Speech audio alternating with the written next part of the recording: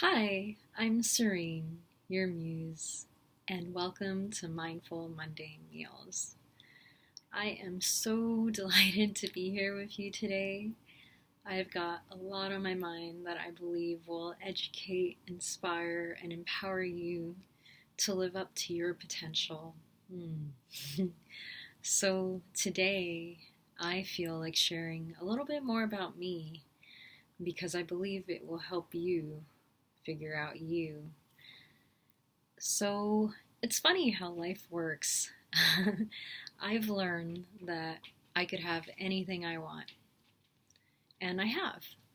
And I've also learned that what I want isn't what's always best for me, and that to truly thrive in life, we must listen to our inner callings, our inner inclinations.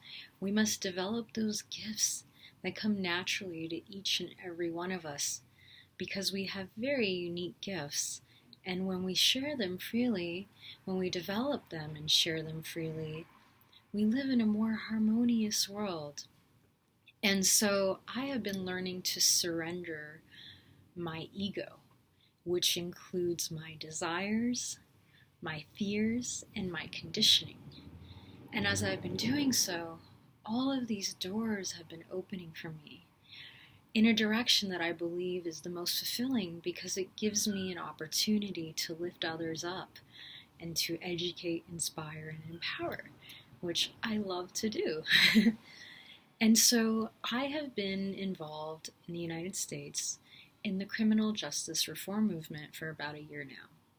And it's funny how I got involved because, when you look back at your life, you can connect the dots versus looking ahead. Although I'm starting to be able to look ahead and connect the dots, which is another story for another time. But things that I did when I was younger are now making sense to me now and showing up and opening up these doors. And so I've been learning a lot about what's going on in this country with the justice system and the laws, and, legislation and so forth. And it's been very fascinating. It's been really inspiring. I've been meeting some beautiful, dedicated, and courageous people out there that are way ahead of me as far as making a positive impact in the world goes. And it's hard not to feel like propelled to keep moving forward. But really, the purpose of sharing all this with you right now is to share a piece of advice that I received from one of my spiritual mentors recently and talk about worlds intersecting. So I reached out to one of my mentors a couple weeks ago just to touch base and let him know what's going on. And I didn't know this about him, but he used to be a criminal defense attorney. And he shared a story with me about a visit that he made in the 90s to Fort Leavenworth and a talk that he gave to inmates there. And I found this talk so important for all of us to consider in our day-to-day life. He stressed 3 points to everybody that was paying attention to him at the time. And these were some really bad guys, okay? I'm not going to talk about why some of them were there, but he did, and so I'm not exaggerating here. So these people that have really done some things that have harmed humanity, society, and life in general. And so he's telling them that when you make decisions in life, you should always ask yourself 3 questions. Number 1, is it good for me? Number 2, is it good for all? And so with all, I know that most of you understand where I'm coming from, but just to be clear, it's not your family, it's not your city, it's not your state, it's not your country, it's everybody in the world.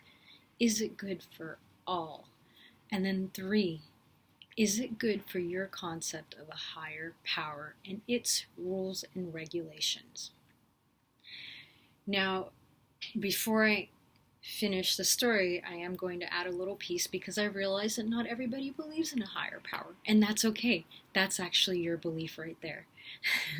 So, the answer that most of those inmates have, actually all of them that were rightfully incarcerated and convicted, right? They're there because they answered yes to 1 and 3.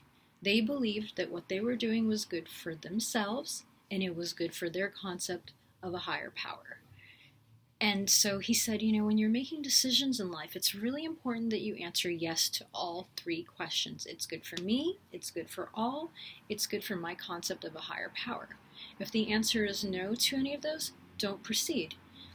Now, one of the inmates asks, well, what if I answered yes and I was wrong? It's like, well, that's why you're here. There has to be justice, and the reason this higher power question is in there is because it makes us wonder, maybe my concept of a higher power is incorrect if I'm paying consequences for making a decision that I thought was right. And so it's important to question our beliefs and challenge them and create new ones if they don't serve us anymore. I really hope this helps you, because ever since he shared these 3 questions with me, my life has changed significantly. It's just a part of my everyday conversation when I'm making decisions, because I'm making some pretty big decisions right now as I'm surrendering to being my most authentic self.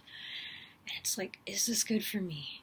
Is this good for all? Is this good with my concept of a higher power and its rules and regulations? 3 little questions, and it makes decision making so much easier. I am looking forward to connecting with you next time. Please share any feedback or questions you may have with me, and share, subscribe, and apply. I love you. Bye.